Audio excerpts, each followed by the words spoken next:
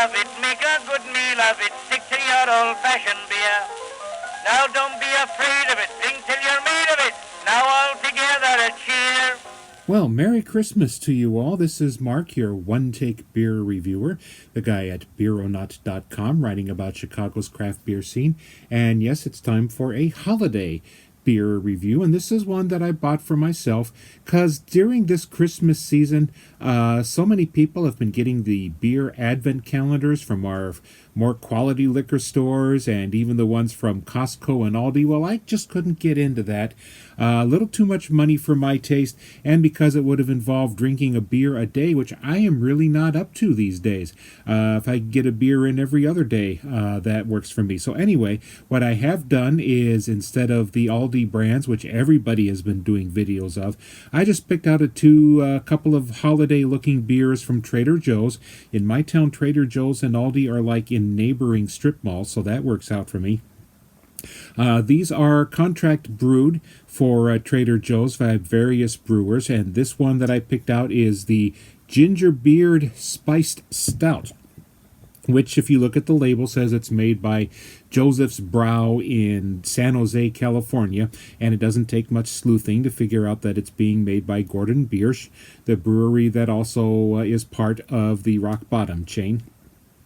So that's what's going on here. And the Trader Joe's beers, there's kind of a good beer, bad beer vibe to them. They put out the very excellent Trader Joe's Vintage Ales, which is made by Unibrew in Canada.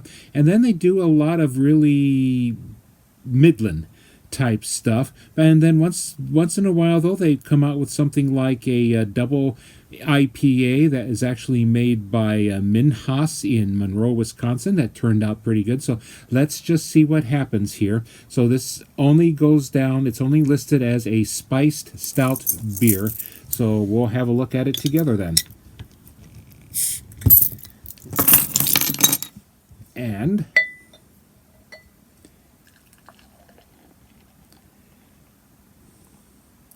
it looks pretty skinny for a stout from my point of view. Very brown, not even a porterish type beer, or even what we would call a white stout. But here it is. It's more like a brown ale with a nice thick head of foam, though. And a lot of spice to this. I had just had their other holiday beer, which was a hard-pressed cider toasty cookie, which basically was a cider with supposedly with spices, and it was basically a nutmeg bomb. I'm getting a little nutmeg and maybe some ginger into this. Not as much, at least.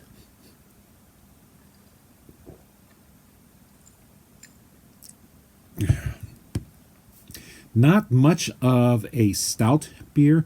Basically, I'm getting pumpkin pie spice and the kind of malty amber malt that would go into a Thanksgiving, Halloween pumpkin pie kind of beer. Let's look at this some more. I mean, if really kitchen spiced beer is your thing, this would be all right. But this really needs a better malt backbone and a lot less spice to go with it. And I'm getting no hop bitterness, even though this is one of the few where they put 26 IBUs on the label, along with 4.8% alcohol by volume. Well, I just said the conditions under which you might like to try this. I probably am not going to look for another one of these if they're still out there, though. So, yeah, it's a very Midland kind of beer.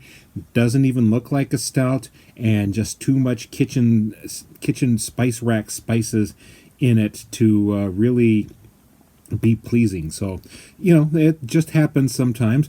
I just also get to prove that not every beer I get is something I like. So, but, in fairness, this is the Ginger Beard Spiced Stout, so it says, from Trader Joe's grocery chain. They're probably in your town as well. And this is Mark, your one-take beer reviewer, the guy at beeronaut.com, saying Merry Christmas.